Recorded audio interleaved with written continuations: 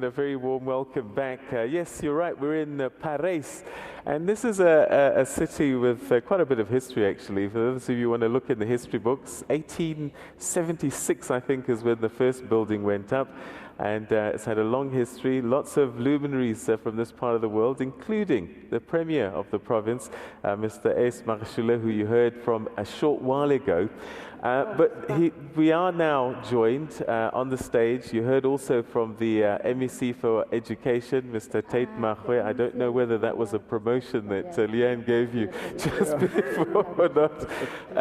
But I'm going to introduce you to three of the students that are benefiting from this bursary initiative and whose lives probably have changed a great deal as a result of that. And let's say hi to them as well, and then let's start this conversation about education. And as I said earlier, we focus perhaps on the Free State, but this is probably certainly a conversation that's relevant to the entire country. But MEC for Education, Mr. Tate Mahwe, a very warm welcome once again, and thank you very much for sharing your thoughts with us just before the break, and we look forward to hearing more from you. Thank you for your time. Sitting next to you is Kayela Siwe, who is studying to become a pilot. Yeah, that's right. Welcome to the program. Thank you very much for joining us. Have you flown already? Yeah, I've started flying. I've got my private pilot license. Wow. And in about 2 weeks, I should be done with my commercial license. My goodness, very exciting. Wow. Okay. Now, next to you is somebody that's going to be wearing a stethoscope and walking around many wards in our country, studying to become a doctor, I believe. Andre Pistorius, thank you very much for joining us. How far along with your studies are you? I'm a fourth year now. Fourth? So you're basically finished now. You're almost Dr. Pistorius, eh? Not at all. It's 2 years to go. All right, and how's it going? It's going good. Okay. They haven't unleashed you on any patients yet? They do, but they have us on a leash. Ah, okay, to make sure they stay alive. Yeah, they stay alive. All right, welcome to the program. And next to you, we have Sidwell Munyane, who's studying HR studies. Sidwell, thank you very much for joining us. Welcome to the program. Thanks, it's my pleasure being here. You know that HR is one of the toughest jobs to have in South Africa, especially with our labor issues. Are you prepared? Yes, I am prepared, and I think I can contribute to a whole lot of companies and departments. All right, so that's Sidwell. A very warm welcome to you.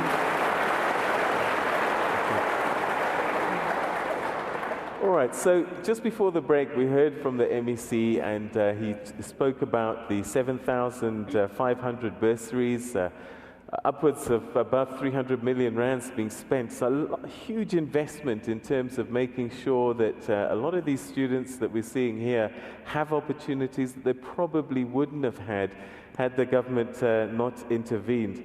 And I would tell you that this is perhaps one of the biggest bursary schemes in the country, if the highest in the country, maybe even on the continent. So it's certainly something that the Free State government can be very proud of. So all of this is happening, and you heard from the MEC before, prioritizing highly needed skill areas as well, working with partners both here and abroad and local black businesses as well to make sure that these young people get employed, get skills, and are able to contribute. And he talked about learnerships as well. Again, another pillar in terms of the skills development process. All right, let's unpack some of that, and let's hear from the horse's mouth as well. What does this mean? Maybe is this a blueprint for the rest of the country in other provinces? MEC, is this a blueprint you think that other provinces can follow in terms of the way that you've rolled out these bursaries? And what sort of effect have you been able to see as a result of this already? No, I think it has been a very good program. And it's also very costly. As you know, university fees are very high. But it needs political decision-making and will to say, you know, if we want to improve our economy, the only way you can improve your economy is through the people. You need engineers.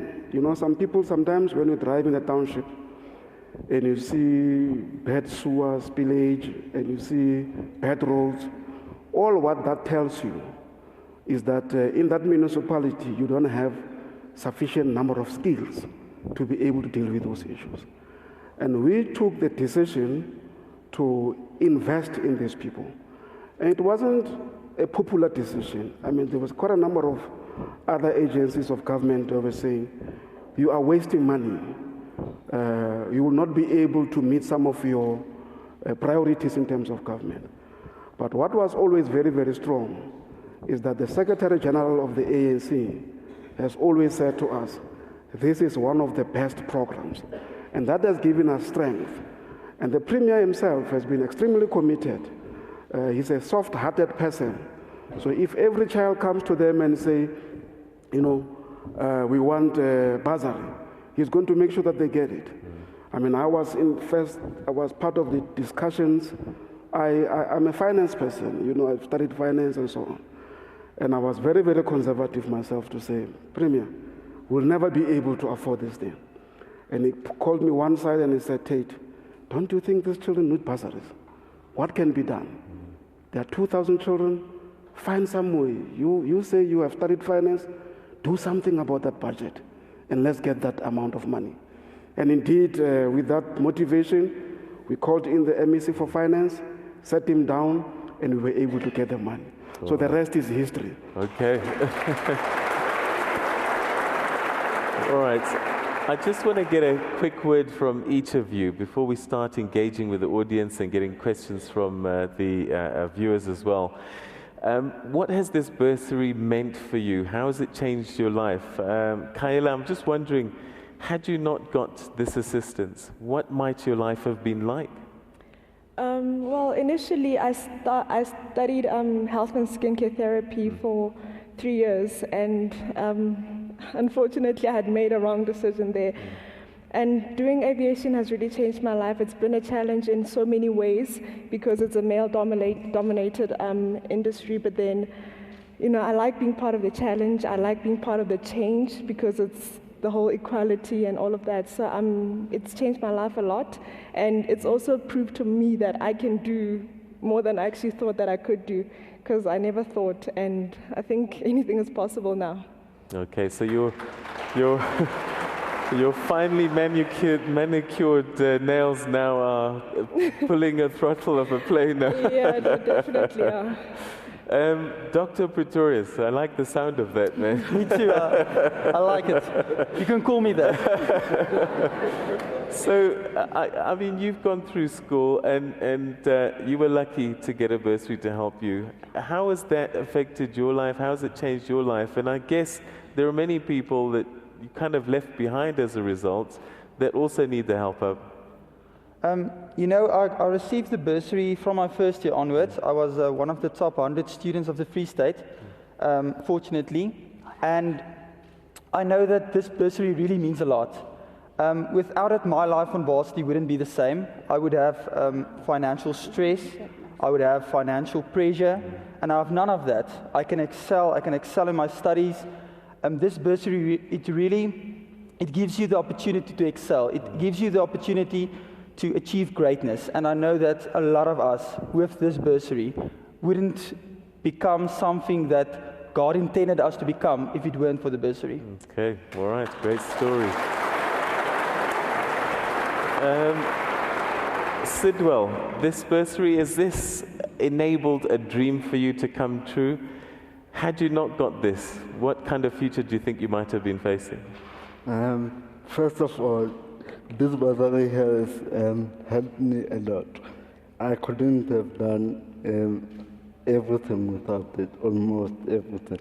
Like my studies, it paid for everything. My studies, my assistants, like the PC, personal computer, and also the most important thing that I needed in my life, my personal assistants. Obviously, yes, that's why I'm saying yes. This bursary has helped me achieve a lot in my life, and Yeah, I am grateful for the Free State Province, Mr. Premier. Thank you very much. Okay. All right, so just, I guess, to start this conversation, because there's always another side to the story, MEC. So these are shining examples of how the system can work and how we can be developing these skills that our country needs. But I guess on the other side of the coin is, you know, we've got students that have just finished matric now. And they're going to be looking for jobs next year, and they're going to be facing an uncertain future. Whilst we're busy celebrating this now, what are we going to do with those hundreds of thousands, A, that didn't get to matric, fell out of the system along the way, and then perhaps also the other issue is you get a matric, but questions are raised about what can you really do with it? What do we do with those young people? Because a lot of them are watching TV now, and come January, when the results come through, it'll be an uncertain future. You've secured their futures, and that's fantastic, and we praise you for that. What about the hundreds of thousands, perhaps, facing a challenging future? No, Peter, you need to understand that this is work in progress. We are going to continue to engage more people to support young people. Remember, the young people are the future of this country. And in fact, if we neglect them and if we don't invest in them, we are not investing in our own future. So we will be doing that. But I think one of the most important things is that we still need, working with the Minister of Higher Education, we still need to promote FET colleges, right? FET colleges, I've seen students sometimes, they qualify and they insist on going to university, and therefore they end up doing courses that the market does not want. But if you go to FET college, you may go out there as an engineer, you may go out there as a computer technician and so on. So I think we have been undervaluing FET colleges a lot in our country. I was in Singapore some 4 or 5 weeks ago, and what I learned there is that only 25% of the students who reach university level of a student population. So it's international, but the rest of the students then go to FET colleges, universities of technology and so on. So sometimes we need to, as South Africans, not to be obsessed with universities. We need to be obsessed with higher education, more skills. And somebody who's a plumber can make more money than somebody who just decides to do a subject that is not required by the market. So I think the issue of career guidance plays a crucial role, and that is why in the Free State, we are starting this career guidance thing, especially in grade 8 and 9. And also there's other things like talent, sports and culture, right, that we need to nurture, working with SAFA and all these other bodies. So there's no one solution, there's no magic pill to solve all the problems, but it's a package that we need to be able to turn the fortunes of the young people forward. All right, so I have a number of questions for you that we'll push through during the course of the conversation. Okay. But I really want to include our audience here. We've got a lot of people here who are wanting to ask a lot of questions as well. So let's go straight through to them and start with Thandeka Papama. Thandeka, where are you? Stand up so we can get a microphone to you. There's Thandeka there. She has a question for you. Thandeka? Good morning, everybody. Sorry for the voice, I flew. The question was, I'm a third-year student at Northwest University, and I wanted to know, how do we apply for vacancy jobs for experience? Okay, so internships, I guess this is what you're talking about. We spoke earlier about internships. I don't know what she's studying, but what we normally do in the Free State is that all the students who are graduating, we've got a database of all of them. And then we follow them up to see that those that we can take in the departments, various departments, are taken. But those others will be taken by private sector. And I've also understood from the Premier that New Age also want to take about 10 media people. So some of you who are doing media studies, journalism, it's open. New Age will give you applications. So. All right. So we want more people to follow the suggestion and the initiative of New Age. We want more individuals to follow. I think there is a lot that we can do for our young people if we partner with government. But if everybody just looks at government, we'll not be able to achieve anything. All right, that's an important point, and I think this might help to answer Bob Clady's question. Bob, if you could stand up, let's hear your question. You talked about FET colleges, and I think Bob wants to raise a similar question perhaps, but focused a little bit more on FET skills. Yes, Bob? No, thank you, and morning. This is not a question, it's more of an input to what the MEC has said and the Premier, that with regard to the FET colleges, we have the 4 FET colleges in the Free State, and we have an experiential learning project where students who are doing NATED and NCV programs, they have to be exposed to the industry for them to qualify to get their full qualification, a 3-year national diploma. And the students, they will then do 18 months practical training. We have 1,136 students now for all our FET college students from the 4 FET institutions. With regard to the bursaries, there's also a bursary scheme in the province that is supported by the provincial government, where the government is giving bursaries to FET college students. It's not only at universities, but in addition, we have a bursary scheme that is called the National Student Financial Aid Scheme. And out of that bursary, 17,172 students in the Free State, they are beneficiaries, just only in the Free State. This is in addition to the provincial government bursary scheme. All right. Lastly is skills programs that we have, and just to mention 2, we have water process controllers skills program, which is funded by the Energy and Water SETA, as the MEC said, partnership with SETAs.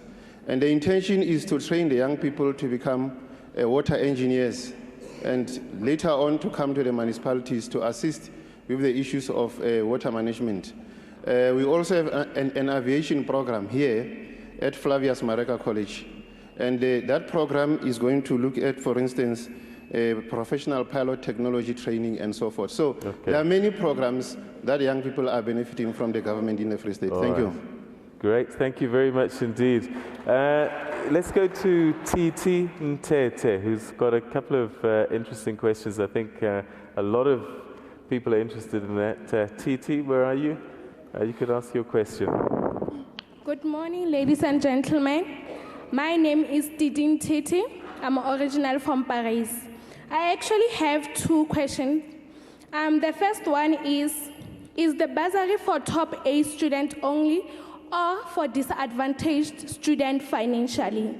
And then the second one is this bursary for Free State students only? And after completing my studies, can I be able to work in any province or overseas? Thank you. Okay, I think good questions.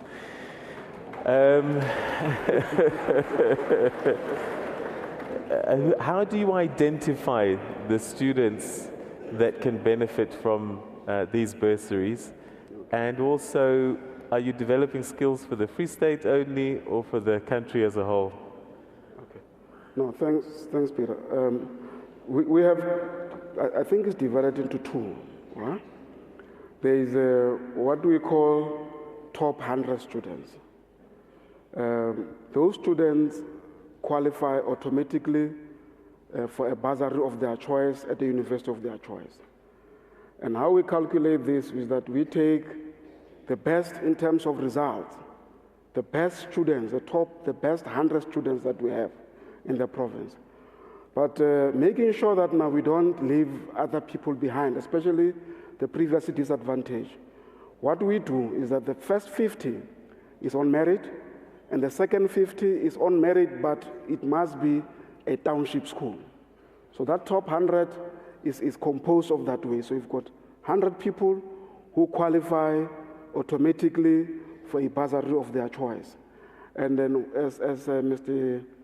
Pretorius, you said? Mr. Pretorius was saying he was one of those. So we have a function like we're going to have next year, January, and then they are called, and then we give them those bursaries. And the second category is the category where people apply. We have the applications have just closed at the end of October, the 31st of October. So we advertise and people apply. And after that, we then look at the financial needs of those students. If they are from poor families, they get prioritized. Orphans, for an example, are automatically taken because if a child is an orphan, they've got no parents, they've got nobody supporting them, we prioritize them and we make sure that they get those bursaries. So as you look around here, many of the bursary holders here are orphans, so we do have orphans. And then we look at the financial needy students. So we do a means test to check whether we don't actually give a bursary to a parent who should be able to take their children to school. So if we are chief directors and all these other people who are earning good amounts of money, Peter Ndoro, we are not going to give you a bursary. We are going to prioritize these other ones that are there. So we look at the financially needy students. So largely that is how we do that. We prioritize Free State students, right? We are using budget allocation for the Free State. But from time to time, you'll see in our budget program, we do have, I think, about 82 or so students who are coming from outside. So we do also, sometimes you understand, we are South Africans, and therefore you bend backwards to take students from other provinces. But the most important thing is that we are using provincial money, and therefore we are going to prioritize Free State students. In terms of work, we think that we are contributing human resource to the economy of South Africa. But also, we also want you to be educated so that now you can go back. I always say to young people, I want you, if you come out of an RDP house, I want you to study, be a doctor, qualify, make money, and change that RDP house into a mansion.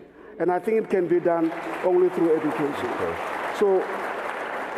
So we don't restrict people from working anywhere. They can work anywhere in South Africa, except that when we say we need you, if you're a civil engineer and you say we need you, we may need you. But in most cases, we allow students to go the different ways. There's been also exciting programs where private sector companies would come and say, Mr. Molokoane, we like this student, he's doing well. Therefore, we want to give you your money back and take this student into our own bursary program. Sasol has done that. I think quite a number of companies, many students who do chemical engineering have gotten those offers, and therefore we like that, because then we can take that money and help one more student with that money. I'm not going to take that money and use it for something else. We're going to take that money and use it for another student who is deserving. I think this conversation wouldn't be right without us discussing the general state of education in our country and the quality of education of our country, because I think there comes, especially at this time of year, an obsession with the number of people that pass and get through matric. But the reality really is the quality of that pass is what's coming into question constantly. I just want to ask our students here, because they've gone through the education system, and perhaps you can just give me your thoughts about what you think the state of our education system is, the state of our schools. You've got through, but you certainly have experienced a lot of the kids that haven't got through. What are your thoughts about our education system? Could it be better? What needs to be changed? What should we be telling the MEC he should be doing it to improve our schools and improve the state of our education? Let me start with you, Kayla. Okay, well, I think our education system is quite good. Okay, we might have more teachers that are more committed to improving students' lives, but I think in general the education system is quite good. All right. As far as I know, from what I've experienced. So from your experience, it's been good, but perhaps we haven't always got dedicated teachers in service. Okay, so. what about you, Dr. Pretorius? Well, yeah, we went through the system. I think that the system is real good. There's always space for improvement, but as you can see, how many bursary holders there is, so many people go to tertiary institutions to study further. I think it's actually very good. All right. So you're quite happy. Sidwell, be honest, my friend. They're not going to take your bursary away. Okay, sir. Thank you. I think the education, from my point of view, is really improving because last year we had the number of students that were passing matrics really well. Congratulations to them. Yes, and in the first stage overall, I think really, we have improved quite over the years. But I think the problem that I would like to raise is in the special schools. I would like more special schools to be built, you know, for the disability people. I think in the cities, you know, like Sterkfontein and Tabanchu, you know, you don't get many special schools. And yeah, I also think the accessibility is quite a challenge for us, because even at the university where I have just completed my degree, I mean, yeah, we had quite a challenge when it comes to accessibility. Yes. Okay, all right. Okay, so a snapshot of what their experience is. This time a year ago, a big study came out. World Economic Forum says that we're 133 out of 142 schools, countries in the world in terms of the quality of our education. We've got a lot of jobs available for certain skills, and yet we've got this unemployment problem. So there's a mismatch again between what we're teaching, what we're pushing through, and what the market needs. And I think you alluded to that as well a little bit earlier on. How do we start to fix this? We've got access issues, we have this mismatch of what we're teaching and pushing through the system, and you yourself, Mr. Maths, are concerned about and I suspect that what we're doing as well is that we start looking at the curriculum and we say, how do we get through matric? And we start putting our subjects together in a way that we make sure we get through, and we start picking and choosing easier subjects, inverted commas, to make sure that we get through. But that's not helping the situation, is it? No, I agree, Peter. You know, this issue about quality of education, one thing that I want to mention without defending is that the quality of education gets analyzed throughout the world. You know, I was reading a report from the UK, where they were complaining about the quality of mathematics in UK. So it's something that we'll always talk about. Right? But I think in our situation in South Africa, where we are moving from a fragmented Bantu education system, an education system that was, you know, telling other people that you are superior simply because of the color of your skin, an education system that was saying to black people that you must be hewers of wood. You don't qualify to study mathematics. And if you look at that scenario and look at where we are now, there's no doubt that we have made a very big progress. Today, when the child writes, when they say you've got level 7 in mathematics, it means it is level 7, not level 7 of the black people. or level 7 of the white people. It's level 7. And based on this, that is why you see the demographics of universities are changing.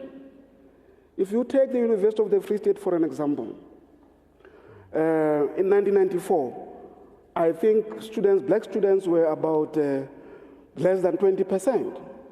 Today, the majority at the University of the Free State are these ones who've got level 7s who are now studying at that university.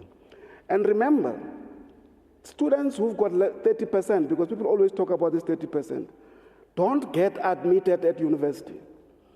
These guys that you see here are the guys who have given you level 7s and level 6s, because those are admission requirements in respective universities. So, and when you look at that, you see the number of learners or the number of students that are at all these universities, you realize that we are doing well. The number of our learners who go overseas to go and study and get admitted. We were in Turkey and we were talking about it and they said, no, we recognize your grade 12 certificate, but our requirement is that they must get level 6 and level 7, right? Which is the same as University of Cape Town, which is the same as any other university here. So I think that the quality of education in our country is improving, right? But I can tell you that in the Free State, we are improving even at a faster rate. We are making sure that now our hand is on the pedal, right? And if you look at the interventions such as ANA, right? We in the Free State, I don't know other provinces, but I think it's the same. But we in the Free State are taking the results of ANA very seriously. We are restructuring our schools based on these results. We are designing teacher interventions, teacher development based on these results. So when children get 20% in a school, I have a conversation with the principal, and I also have a conversation with the teachers who are teaching that subject. Because we understand that if we push our teachers, most of our teachers are good. But you know, because everybody's reading on the papers that teachers are bad and so on, you get demoralized. But we try to make sure that now we motivate our teachers. And that is why you see that the results will improve even next year. And we moved from 69% to 81% in 4 years. And in mathematics, we moved from 40% to 68%. And I think this year we must be in the 70s, making sure that now we are now competing with the best. Yes, Mr. It's only three provinces that are doing well in mathematics, and we are one of them. But we must top them. We must be the best. Okay. Dichabo Mudiko, where are you? Dichabo Mudiko. If we can get a microphone to Dichabo. And he asks an important question, and this comes up time and time again, the divide between the urban and the rural child. Good morning. Yes, MEC, my question is, you have answered it, because you said you touched the rural areas. But now, have you ever have a plan or a strategy to increase the number? Because if you increase the number, it will boost the economy of that areas. And as we want to attain the economical freedom as a young people, we will never achieve it because of if we don't have education. Now, do you have strategy and plan to attain to get the more students in the rural areas, because they marginalized? Okay. All right. No, I think I agree with you. You know, the issue of economic freedom. You can never achieve economic freedom without education. Anybody who says that you can just organize is really wasting your time as young people. You must know that economic freedom comes only through education. And that's why ANC has made education priority number one, because we want to make sure that now there is economic freedom in our country. In terms of rural students, I think you'll be surprised that if you can take the numbers here, I will check the numbers quickly for you. check at the number of students that are doing well in mathematics in Kwakwa, right? As predominantly a rural area in our province. I think they are leading the province in terms of mathematics. They are very, very serious mathematics teachers in Kwakwa. In Tabanchu and Botshabelo, we are also doing well. So we do also support, we have a rural bias in making sure that now those students do get the bursaries. But I can assure you, in terms of the numbers, I'll get you the numbers just now. They are always very, very high. They are doing extremely well.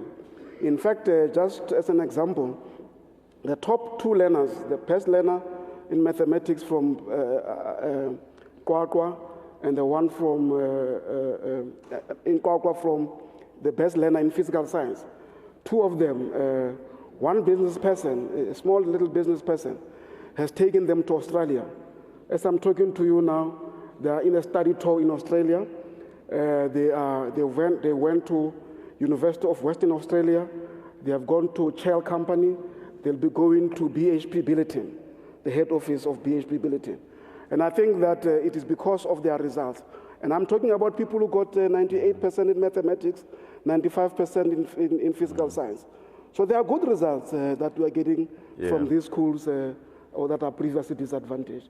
Teachers are good.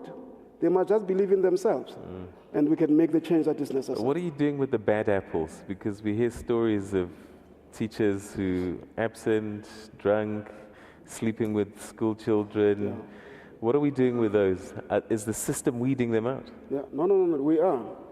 You know, I've been to all the unions. I've met all the unions, and we have made it very clear that if a teacher is found to have a relationship with a learner, that one, they must not even appeal to me. It's an automatic dismissal. You are dismissed. If there are so many... If there are so many women who are walking up the street and you are actually concentrating on children, then you are going to have problems with us. We are firing them directly. But teachers who are maybe late and so on, we are talking to them. But those processes are the same like in every employment environment. People sometimes come late and you discipline them. We do exactly the same with the teachers. You will see that our rate of people who come late to work has gone down very, very, very, very drastically in our province. So we think that in terms of the systems, we are doing the systems, we are running the system very well, and I think our teachers are responding because they know what are the consequences. So there are consequences for doing wrong things. All right. Mulutsi. Mulutsi, where are you? If you could stand up, you've got a question. Thank you very much for the opportunity and I can bua le MEC ya rona Ntate Mago. Yes. Ntate Mago, question ya ka ko hore ke na le ngwana a nang dilemo tse 6 se tlameleng a ye sekolong selemo se tlang.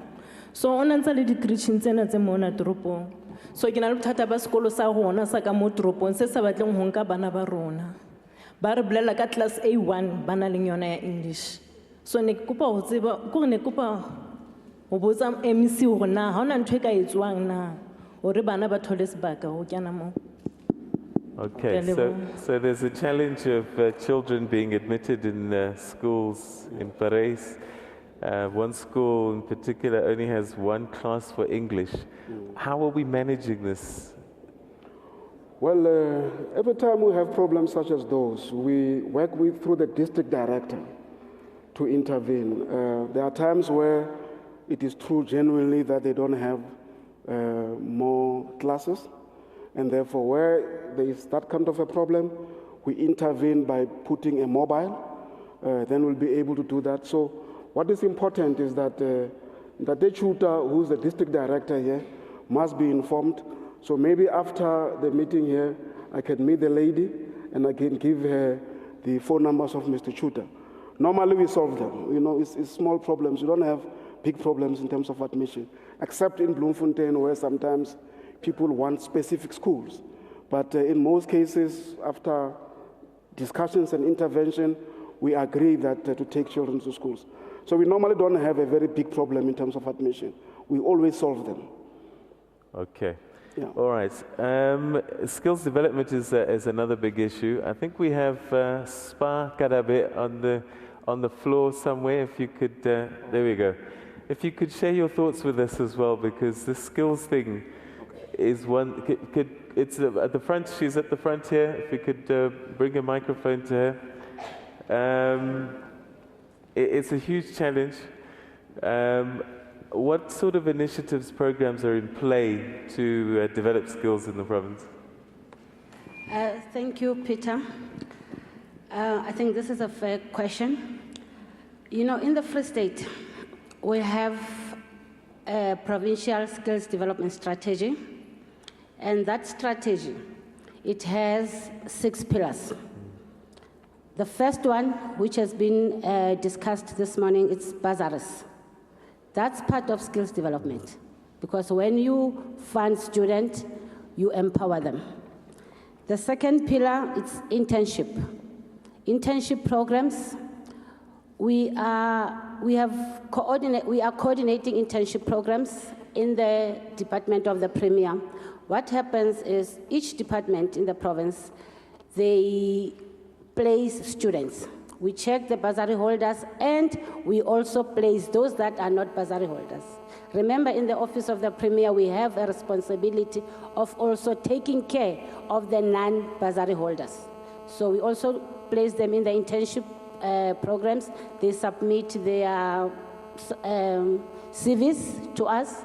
We also talk to business to open those. And I must say, you know, initially, we had problems accessing workplace in business sector, but gradually they are opening doors, we're talking to them. And I think what makes us win with business sector, as from especially this year, it's the Provincial Skills Development Forum that we have in the Free State.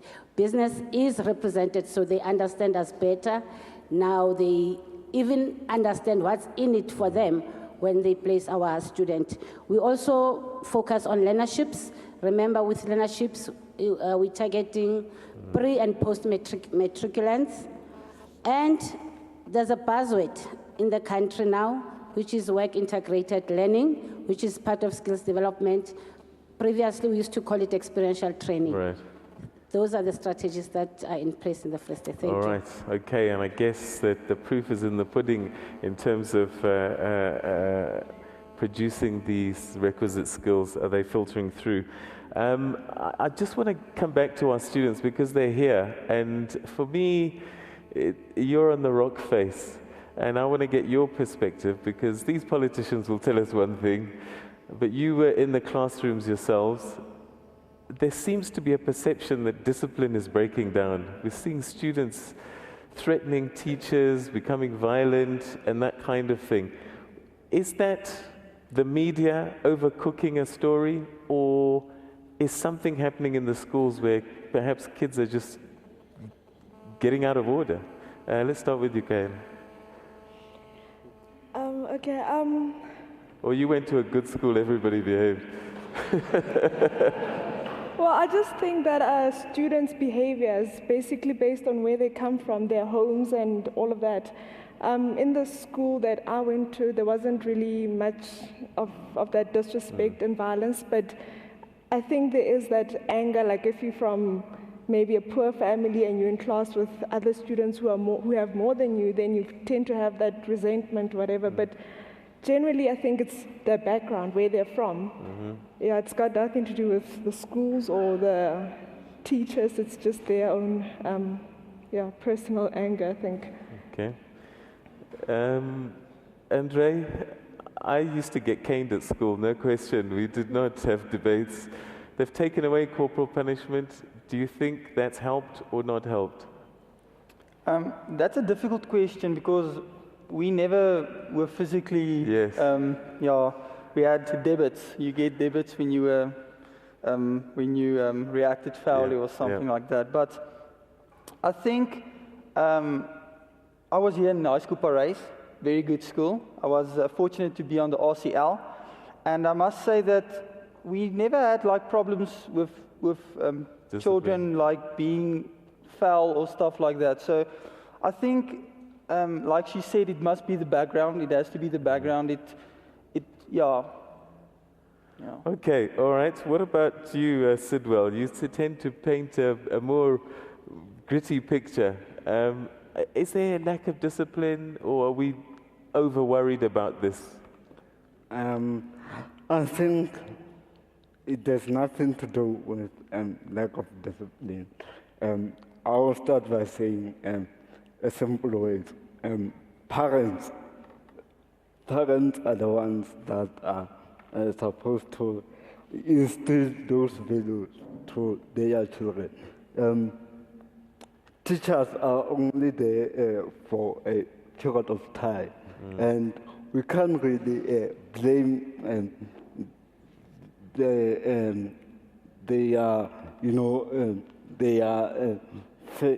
children's failures on teachers. Yeah, it's important for parents to be involved, to not say, no, well, we've got rights that are in place, and that's why our children are behaving like this.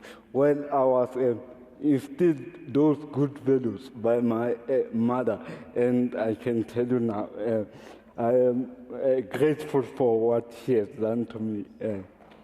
Okay.